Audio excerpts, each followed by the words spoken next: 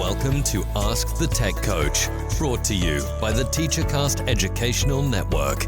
If you are in charge of professional development and looking to build an innovative digital learning experience, this is the podcast for you. Join us each week as we uncover strategies that tech coaches are using to drive their digital transformations one classroom at a time. And now for your host, with over 2 decades of experience working with tech coaches and ed tech companies from all around the world, Jeff Bradbury. Hello, everybody, and welcome to the TeacherCast Educational Network. My name is Jeff Bradbury. Thank you so much for joining us today and making TeacherCast your home for professional development. This is Ask the Tech Coach podcast, episode number 183. And today, as many of us are wrapping up that second marking period, looking towards the second half of the year, we here at Ask the Tech Coach are going to take a step back, and we're going to talk all about relationships, those things that we need to do. I know as coaches, we spend so much time in our classrooms focusing on the task at hand, doing many tasks at hand. But today we're actually going to sit back and talk about relationships with each other's, relationships with our peers, with our principals. How do we reconnect? How do we build those important coaching connections? And how do we do it all? I've got 2 amazing guests on today, podcasters in their own rights, amazing educators. And before we bring our guests on, I want to bring on my co-host, Sue Vincent. How are you today? Welcome to Ask the Tech Coach. I am great. It's great to be back with everyone. And as we head down toward the path of spring break, and we have just had an awesome big reunion here in Kentucky this week as we record. We have been enjoying our KISTE, Kentucky Society for Technology and Education Conference. The host state of Kentucky, ed tech leaders, administrators, teachers, all getting together in downtown Louisville and presenting and learning. I've presented 3 sessions in 2 days. We have 1 more day tomorrow, and I'm ready to just enjoy attending sessions tomorrow. So it's been awesome. I agree. This past week, I had an opportunity to present at, it's called NJEC, N-E-C-C. It's basically the New Jersey Technology Directors Conference. We did a great session there on how to create staff intranets and how does Google and Microsoft merge together. It is great to see everybody. It is great to get back. You know, even today, Sue, I had 2 meetings with ISTE. We're starting up a brand new ISTE podcast. There's a lot of great things happening. I am so thrilled with how the world is starting to open up. And I hope everybody out there that's listening is doing well. We would love to hear from you. Of course, you can reach out to us every single day over at AskTheTechCoach.com. Find us on Twitter at AskTheTechCoach. And Sue, I am so excited about today because we have 2 amazing guests come on. I want to bring on Miss Devin Caldwell. Devin, how are you today? Welcome to Ask the Tech Coach. I'm great, thanks. And I'm so excited to be here. Thank you for having me on your podcast. Now, you are a K-8 resource teacher, university instructor, and you are also from Manitoba, Canada. How are things up there? And what's the world look like these days up in Canada? You don't even want to know. It is so crazy stormy outside right now. I just taught a yoga class, an in-person one. Only 3 people out of 20 were able to attend because of the weather. So yeah, it's pretty cold and miserable in Manitoba at the moment. And what does ed tech look like up in Manitoba these days? Is it crazy? Is it teachers are into it? Are we teaching hybrid? What does the classroom look like for you up there? Well, I think between Leah and I, we're pretty well positioned to answer that question. I actually just finished collecting data for my PhD research, and my question that I'm investigating is how and why teachers of young children use technology. So I've had kind of a bird's eye view into 4 early years classrooms all of last year. So it's been really interesting to see how teachers use technology and why, and how that shifted during the pandemic. So what I see is I think mainly teachers have quite a bit of access to technology, but the way they use it and why they use it varies quite a bit. And I want to bring on our next guest, Miss Leah Obeck. Leah, how are you today? Welcome to Ask the Tech Coach. I am doing well, and thank you for having me. I'm excited to be here. After listening to many episodes, to be on the show is really exciting. I am so excited to have you on. We had a chance to catch up a few weeks ago where I was a guest on your podcast. Talk to us a little bit about yourself and tell us about the show that you guys do together, what it's all about, and how we can check it out.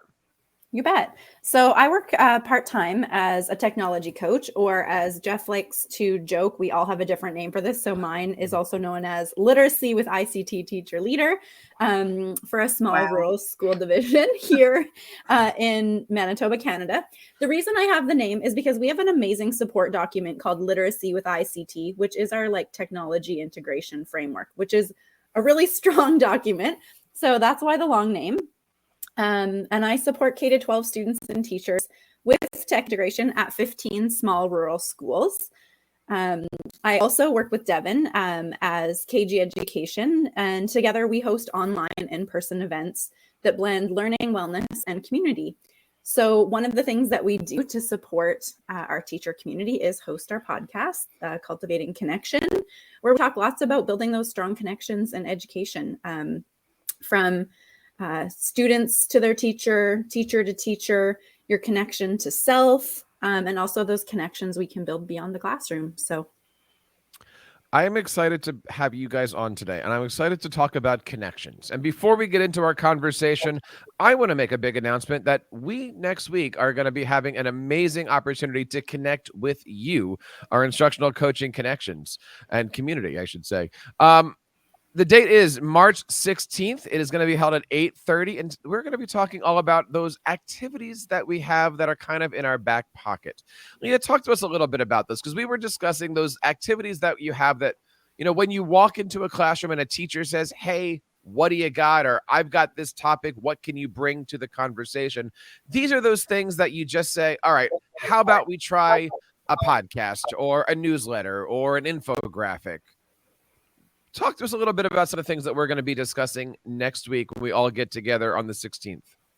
Yeah, I'm really looking forward to joining you for the webinar. So as a technology coach working in so many different buildings, kind of rotating through about every 3 or 4 weeks, I often do have to have kind of a self-contained activity or lesson that I can complete with a teacher in a class in, usually about an hour. So when we were chatting, I thought it'd be really useful to share with our tech coach colleagues throughout our network some of the things that work well. So we've got some digital learning activities for all of you to take back and try out. And I know I'm always curious to hear from others what they're doing in the classroom. And I think one of the big things that technology does for us is gives us the power to get kids creating things and designing. So we're going to share some awesome ideas for how you can take those into your own classrooms or to your own tech coaching situation and use them.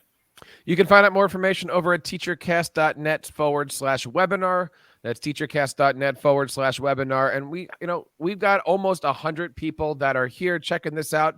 We hope to get about 150 or so in the webinar. Space is limited. Make sure you guys check that out. teachercast.net/webinar. Again, that's on March 16th at 8:30 Eastern. Sue, last time we held one of these things, we did it for more than 2 to 2.5 hours. It went on for a while. And we had a lot of coaches, and it was a great time. So don't hesitate to sign on up, teachercast.net/webinar. We're calling it our 10 digital learning activities that you can do with teachers in under 1 hour. Those little things. Sue, do you have anything that you kind of like to pull out of your back pocket and say, hey, this is a great lesson. Why don't you try this?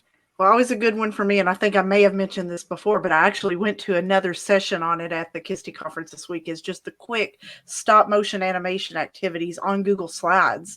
Just teaching just those little kids how to get that image on there and move it from side to side, and then being able to go through that slideshow really quickly and see how they've animated it. Devin, how about yourself? What is one of your favorite quick tip things that you just like to bring out with teachers?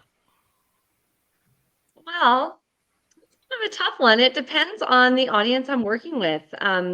In my day job in my school district, I'm with kindergarten to grade 8 students, and then I also work with university students. So it kind of depends on what my purpose is. But I know one thing that always brings people together is music, and something that Leah and I love to do, just to get to know students or adults better, is to create a collaborative playlist using something like Spotify or YouTube, and having people select certain songs according to criteria about, maybe something that reminds them of their hometown or a really great memory, or takes them back in time. So creating a collaborative playlist works really well with people of all ages. It infuses technology and it helps you get to know one another better and just establishes that solid connection, which we really believe is the foundation of all learning. That's So awesome. we got Google slide animations, we got music playlists. Leah, what's yours? Oh, I think an awesome one, if you have enough lead time, is to set up a virtual field trip or a guest speaker. Just to give some context for our listeners, like Devin and I live in quite a rural area. Like I live on a farm with my husband, 3 cats and 3 horses, and we're literally miles from other people. I live on like a 600-acre section of land. I commute 150 kilometers or like 90 miles to my furthest school. So it's not like we're putting kids on a bus and hopping down to, the museum or a cultural activity. A lot of our families are in the same situation as me, and we live in a beautiful, wonderful area that contributes greatly to our agriculture industry. But it would be really difficult to access a lot of the things that are now available online for us to actually do them in person. So if I know ahead of time I'm visiting a classroom and working with a teacher, if we can find a virtual field trip that fits for them. I recently did one to the Buffalo Bill Center in Wyoming. It was awesome, a hit. They do a really great job of their work. I always love visiting Yellowstone virtually. And we've had some amazing guests over the years to both Devin and I's classroom. When our kids were super interested in polar bears, we brought in a friend who'd actually been to Churchill, Manitoba and seen polar bears and had pictures and stories to tell about them.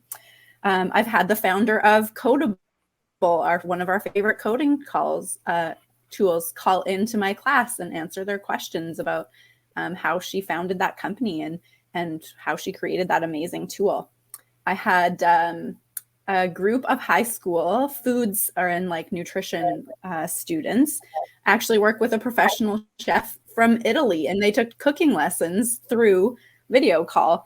And Devin can attest to how obsessed I was with cooking Italian after that. So you can only imagine the impact that had on everyone. And we've just had a lot of amazing experiences like that would not have been otherwise possible without technology. One of the things that I love about our coaching conversations is it's not just a place for us to share, but it's a place for everyone to share.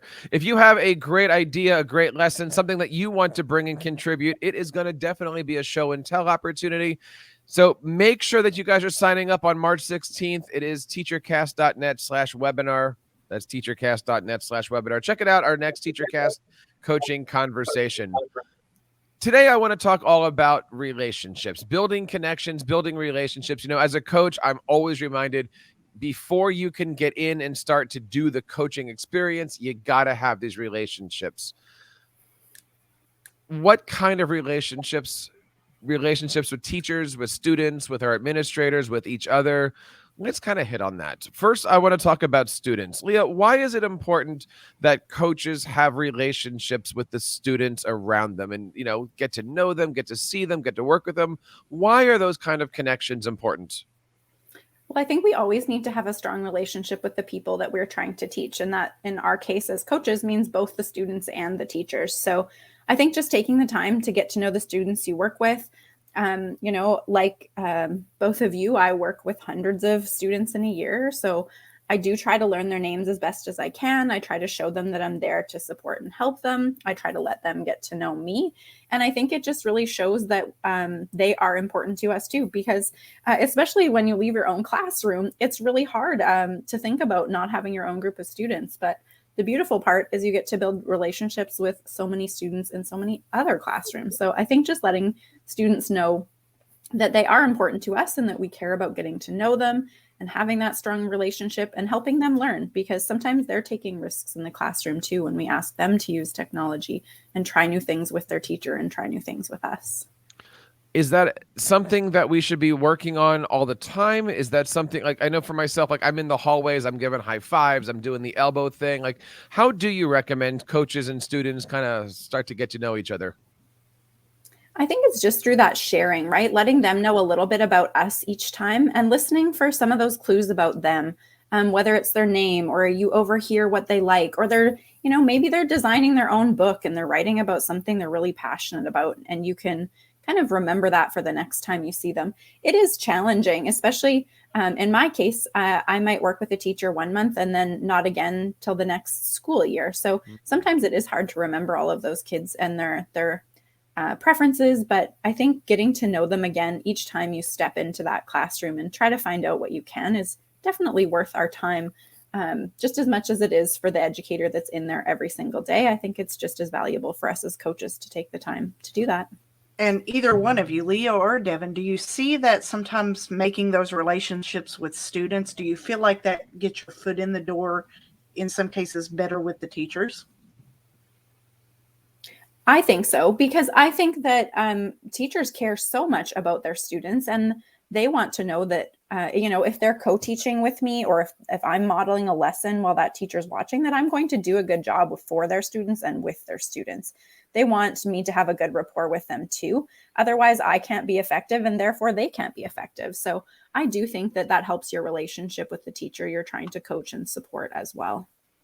Yeah, I think it ups your credibility definitely as you move forward throughout the coaching cycle, the process, what have you. I think it certainly helps if when you walk in a classroom, the kids are excited that you're there and they're excited to see you. I mean, obviously, if a coach is walking in the room and the teacher gets the vibe that the kids don't want them there, or they're not in favor, they're not going to ask you back into their classrooms anymore. Yes, I certainly think it's a great feeling when the kids are excited to see you when you come in to visit and do a lesson, whether you're co-teaching or you're modeling or leading something with that teacher or supporting a small group. It's great. You want them to be engaged and excited, just like we would want to when it was our own personal classroom as well. I also like making sure that the activities I'm suggesting to teachers are of the interest of what the students are. Now, Devin, you had mentioned earlier the music concept, building playlists. I'm assuming that some of those playlists have to do with music that the kids are interested in, things that are going to build them up and get them pumped up. Talk to us a little bit about how you interact, not just with your teachers, but with your students as well. Well, just to connect it to the playlist idea, all of the songs in the playlist are student selected, of course. I contribute my own ideas to different categories, so that way students learn a little bit about me. And then playlists just make a wonderful tool for transitions with students. So whether I'm in a kindergarten classroom or a university classroom, if I put on the calming playlist, everyone knows what that means and what they need to do without me talking about it a whole lot. So I think just using, some of those little tips and tricks and tools just to make things run more smoothly in the classroom and create a more relaxed environment that's more conducive to learning. Nice. But it's not just the students. I mean, as we mentioned earlier, having a good relationship with those students is really also as a design to get those relationships with our teachers. And this is something that I struggle with. I'm in my first year in my building. Obviously, I want to get to know them as their coach. But before we get to know them as a coach, I need to get to know them as people. How you doing? How's your family? Leah, talk to us a little bit about some of the ways that you use and some of the tips you use to get to know your fellow teachers as not just coaching, mentor, mentee people, but really, hey, I'm one of you. I'm here. And I know you've got a situation where you said you might only see a teacher for 1 month out of the year. How do you forge those conversations? Mm-hmm. I think my biggest tip for getting to know teachers is just to hang out in the staff room. Most of our small schools have one common area where teachers meet for lunch, and it's usually a common schedule, especially pre-COVID. That tended to be where staff would gather. And I think for me, that's been a wonderful opportunity, especially when I was new to this role and didn't know a lot of the teachers in other schools, was just to go and have lunch with people. And even if sometimes in a coaching schedule, I would have an open slot between classrooms. So even if I just sit in there and work for a bit between, then when people walk in, they can see me, they can approach me, they know I'm there to support them. And I think you're right. It's great to get to know people a bit on the personal level, and then also get to know what their goals are in their classroom, what kind of support they need and would like, and to respect that too, because we are autonomous professionals, and as teachers, it's up to us what we want to work on and focus on. So I have some teachers who love it if I show up with a totally new idea I've never tried, and they're totally game on to do something new and different that no one's tried with me before. And I have other teachers who want something very specific. I need help, addressing these math areas, or I need help, creating a digital book. And I think just being aware of that and respecting it is so important for us as coaches, because it's a big ask to trust someone to teach with you. We so often work alone that I think goes a long way, just to show that you do respect your co-teacher. Talk to us a little bit about that. You're doing coaching work in the break room, or you're doing coaching work in a common room, or how do you blend the difference between your office and their lunch area? How does all that work, and what's that dynamic look like? It's called not having an office. Okay. So because I moved to a different building like every day, I actually just got office space for the first time this school year. So before that, I was just a teacher on wheels. Basically, if I had a half hour between classroom visits when I was co-teaching with someone, I would just sit anywhere there was room, usually a common room or staff room. And I would have my bag of technology with me, and I would do whatever office and admin prep work I could get done in that time. And sometimes being visible in that way is a great benefit, because then people do approach you that might not otherwise if you were locked in an office behind a closed door somewhere. So I'm really grateful to have an office space for my dedicated office days when I'm not in a classroom or a school. But yeah, that's still how I operate. The other, 70% of the time, I am basically just moving room to room, place to place. And if I have empty time between, I do that admin and prep work wherever I'm sitting that day. Devin, what does your world look like? How do you get a chance to work with your teachers? Do you have a dedicated space? How do you create those personal relationships in addition to the professional relationships as a coach? Well, I'm a resource teacher, or you might know it as like a learning support or inclusive learning support teacher. So I do work with teachers and assist them in their efforts to integrate students with exceptionalities and provide like a high quality inclusive education. And I work in a small school. We're kindergarten to grade 8 with like 110 children. So it's a small school. I know every teacher well, and I would consider every teacher in my building a friend. And I think it always comes down to communication and taking time to listen. So one thing I did was I started a teacher group chat that all of us have on our phones just through WhatsApp so that we can easily communicate. I started that a few years ago, and it's just our total go-to way of communicating. Another thing I do is I start off the school year with one-on-one meetings with all of my teachers, and we create a classroom profile. So we talk about like, what are their goals for the year? What are their challenge areas? What individual students need support? What whole class supports do they need? What services can I connect them or their students with? How can I come in and support them? So I just think like laying out kind of that roadmap for the year in one-on-one meetings with teachers is a really important tool in my ability to partner with teachers and collaborate with teachers. And I think it's also really important to appear non-threatening and non-judgmental. Like no teacher wants you coming in there feeling like you can do a better job than them or that you're judging their classroom practice. And like I've been told many times, like my face is like an open book. So I always need to like make sure I'm controlling my facial expressions. Masks have definitely helped with that. I mean, it's a non-issue in my building. I work with an incredible team of teachers, but I just think it's just showing them like that you're open, you're there to meet them where they're at, and you just want to partner with them to help them move forward for the sake of providing the best possible education to their students. Now, so you've also had an opportunity, as you mentioned earlier, to be connecting with teachers at conferences. What has that been like for you? And getting to know people, getting to see people that are, across the entire state of Kentucky. I'm saying that as I'm looking forward to seeing everybody at ISTE and these other conferences coming up. But I mean, these connections that we make professionally outside of our districts is just as important as the ones that we're making in. Oh, absolutely. And this very conversation we're having.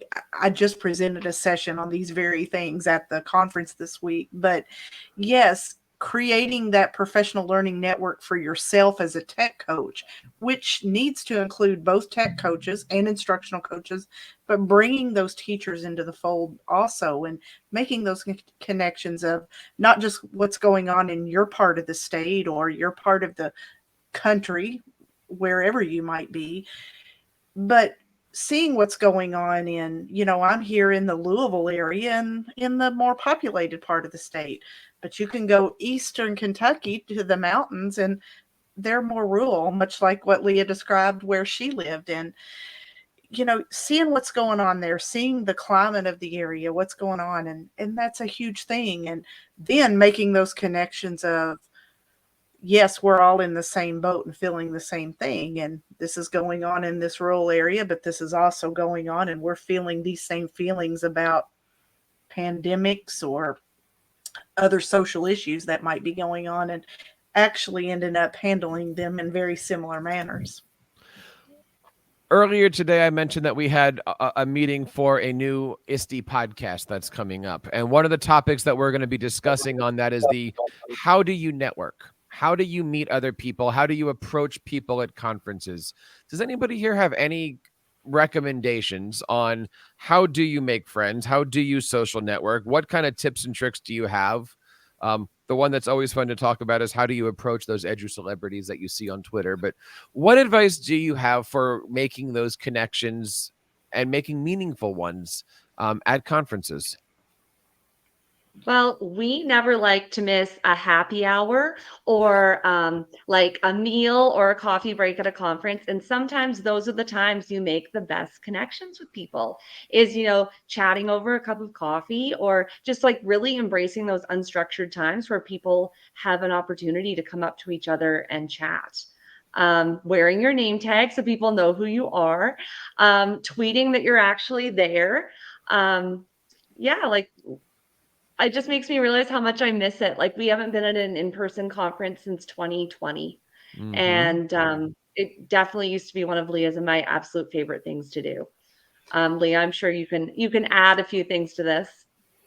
I think being well connected online ahead of time also helps. Like something that 2 years of conference withdrawal has taught us is how amazingly strong and powerful our online network of educators is.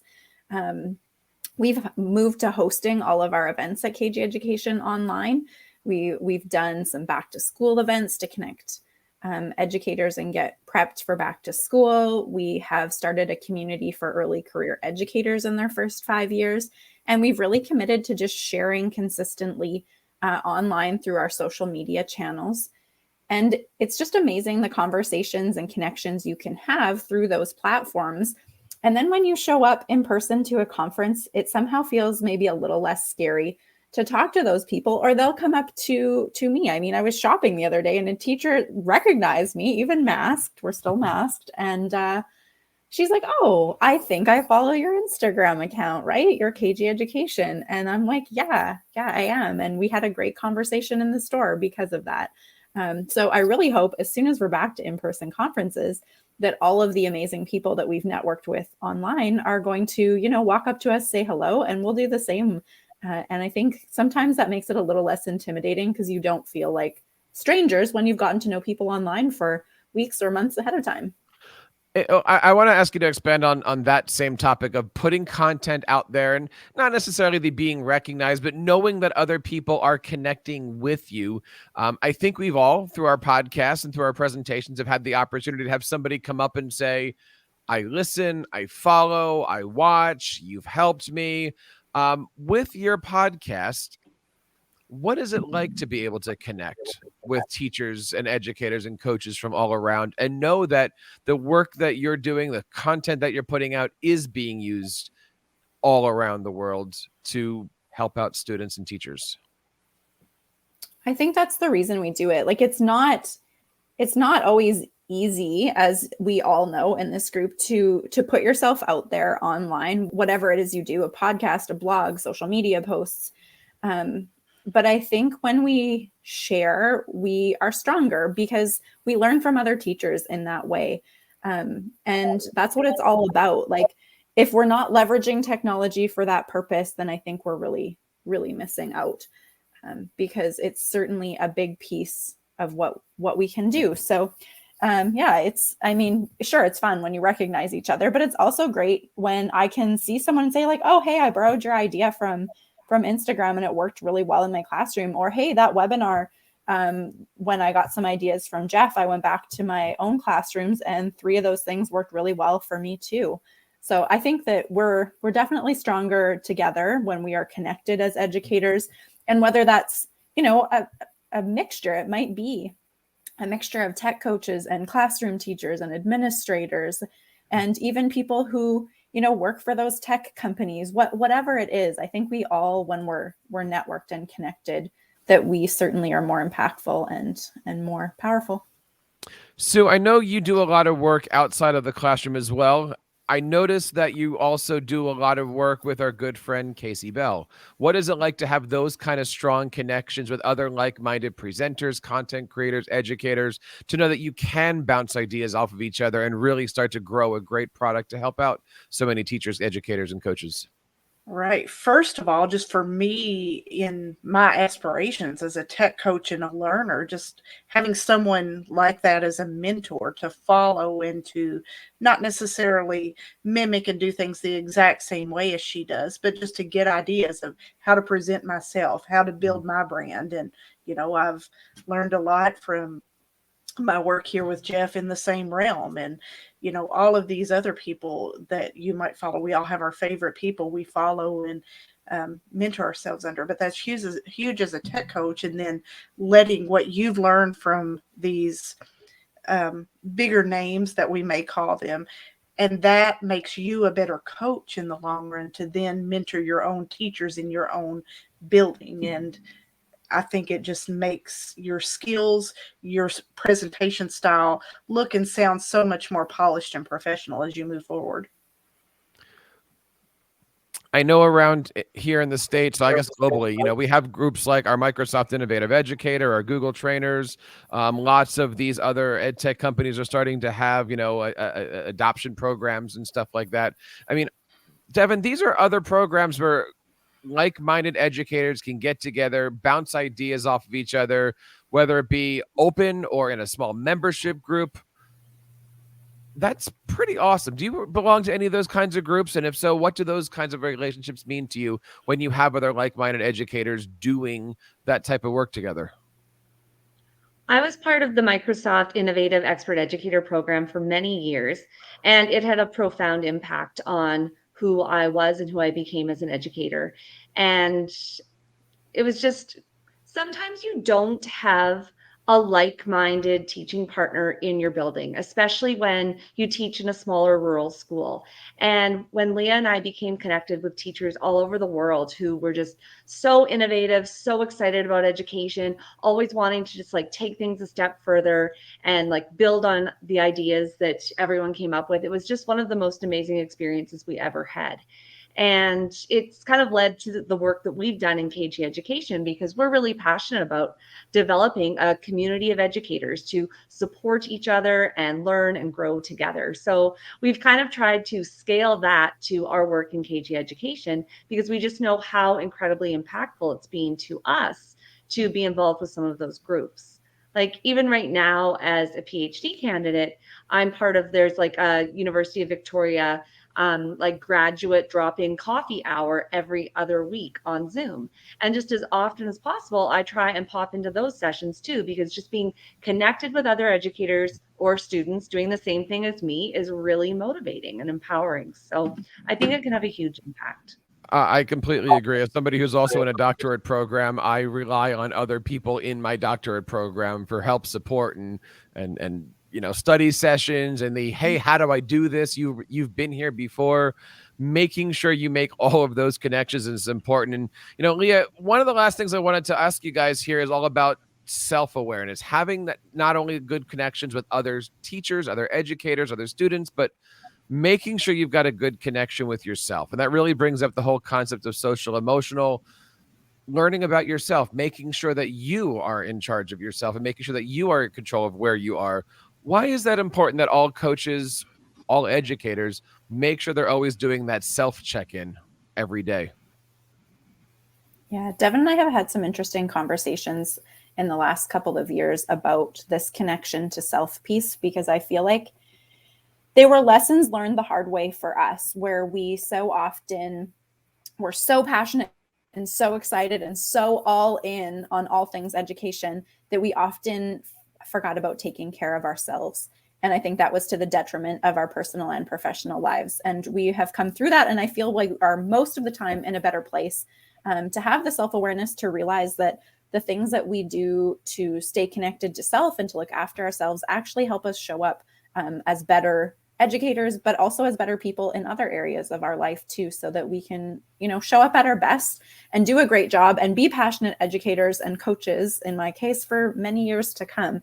And I think that sometimes it feels selfish to prioritize that, and we have a hard time with that in our giving profession, where we're there to support students and support teachers and help others. But it's been a big mental shift for kind of us to recognize that by taking care of ourselves, then we can be there for others and do a great job for others. Yeah, absolutely. This is all good stuff. And I've just in the show notes, as you're looking and reflecting on what we're talking about, I've actually placed a slide from one of my recent presentations. It's called Coaching to Greatness. And actually, my friend and colleague in Ohio, Sarah Kiefer, helped me create this. And it's thinking about who your target audiences are. And it talks about on this slide that I screenshotted on the show notes of just different ideas and ways to make connections with these different groups, including connecting with yourself and other role models besides just ed tech. And we will make sure that those show notes are on our website over at Ask the Tech Coach podcast, episode number 183. Guys, I want to say thank you for being on the show. But before we wrap up, I want everybody to have the opportunity to say one last thing in closing here about making recommendations. For many school districts, mine included, we're at that midway point here. Although it seems like we've been in school a long time, we do have another 2 full marking periods to go, and it's going to be a long summer to get us into September. What advice do you have for any coach, resource, teacher, anybody out there who is looking ahead and saying, okay, I've got another half of the school year in front of me. How can I create, rekindle, make, form, forge, whatever, great relationships so we can work our way through the middle of the year and end the year off on a positive note? Devin, what's your recommendation as we move towards the end of the year? I just think so often, especially like in Manitoba right now, we're into end of second term assessments and preparing report cards, that we just stop taking the time to check in with people and chat and visit. And then our connections with our colleagues suffer at school. And I know for me, there's days I have to push myself to go to the staff room because I either have too much to do, or I'm just, feeling overwhelmed, maybe a little bit down, and don't feel like connecting with people. So I think it's continuing to push ourselves to reach out to others, because I know that we always feel better after making those connections. So I think just continuing to take the time to do those things, and of course, as Leah mentioned, continuing to practice self-care, because we can't be there for others if we're not first there for ourselves. Very well said. Leah, what's your thought on making connections towards the end of the year? I think just remember to reach out, and however's most comfortable for you. So if it's most comfortable to go check in with your teacher bestie who works at your school, or who you can text after school, check in with them, see how they are. But if you're more comfortable checking in with someone, in your social media network or your online network, go ahead and send them a DM on social media and just say hey, just wanted to let you know I was thinking of you, or that idea you shared was super helpful. Because I think it's just nice to know that there are other people out there, that we're going through this together. It's been a long haul. School years, have their rough patches, and we've been through 2 pandemic years. So I think however feels most comfortable for you, reach out and connect with someone in your network, either in person or online. I think that is very well put. Sue, what's your thoughts on getting together at the end of the year and making sure that those connections are solid? Oh, absolutely. And mine was kind of tagging off what Devin was saying, is just, having those boundaries for yourself to keep yourself motivated. And then as you move toward the end of the year, keep checking in and follow up, wrap up the year with them. And if you're fortunate enough, like Devin was, to have that small staff in your building, you can make those one-on-one connections. But find a way, whether it's through a Google form, through a Flipgrid, back and forth sharing reflection. Find a way to connect with them, and then see what you can do for them whether it's through the summer and just thinking and that thought process and being ready to start fresh at the beginning of the year. What can you think about of how to help them throughout that summer months? Building relationships, making good connections, and making sure that everything is being put all in one spot and that you are also keeping track of yourself are so important. We want to know what you guys think. You can head on over to AskTheTechCoach.com, reach out to us, and of course, we'd love to hear from you guys on Twitter over at AskTheTechCoach. We want to remind you that we're having our next TeacherCast coaching conversations on Wednesday night, March the 16th. That is this week, guys. Wednesday night, March the 16th at 8:30 p.m. You can register over at teachercast.net/webinar. The topic again is 10 digital learning activities that you can do with teachers. And this is my favorite part here. In under 1 hour. Those little things that you can pull out of your back pocket and do in one session with your kids. You don't want to miss this. We got a lot of people registered already, and we would love to have you guys be there. teachercast.net/webinar. Devin, Leah, thank you so much for coming on the show. Tell us all where we can learn about you. How do we check out that podcast? And where do we find more information about KG Education? You can connect with us. Thank you so much for having us. Oh, go ahead. You can connect with us basically everywhere as at kgeducation.ca. It's our website, it's our Instagram, it's our Facebook. So that's the easiest way to find us. And thank you so much for inviting us to join the show with 2 other co-hosts. So exciting. Absolutely. Sue, where can we find out more information about the great things that you're doing? Look for me on Twitter at SV314DWS or over on my YouTube channel at either search for my name, Susan Vincents, or Tech Imaginations. Next week, the day after we get done with this, we are going to be launching a brand new show all about one of my favorite topics, imposter syndrome. Something that we know a lot of coaches feel every time they walk into a PD session, a conference session, or even a 3rd grade classroom. If you have been one of those people that have kind of doubted yourself, asked yourself, how did I get here? We have 2 great guests coming on to talk all about imposter syndrome. Don't forget to hit that like and subscribe button and check in next week as we talk about one of my favorite topics, imposter syndrome. And that wraps up this episode of Ask the Tech Coach on behalf of Leah, Devin, Sue, and everybody here on the TeacherCast Educational Network. My name is Jeff Bradbury, reminding you guys to keep up the great work in your classrooms and continue sharing your passions with your students. You've been listening to Ask the Tech Coach, hosted by Jeff Bradbury of the TeacherCast Educational Network. Please reach out to the show with all of your questions on Twitter at AskTheTechCoach or online at www.askthetechcoach.com. Be sure to subscribe to our podcast so you don't miss any future episodes. And please take a moment to write a review in the App Store.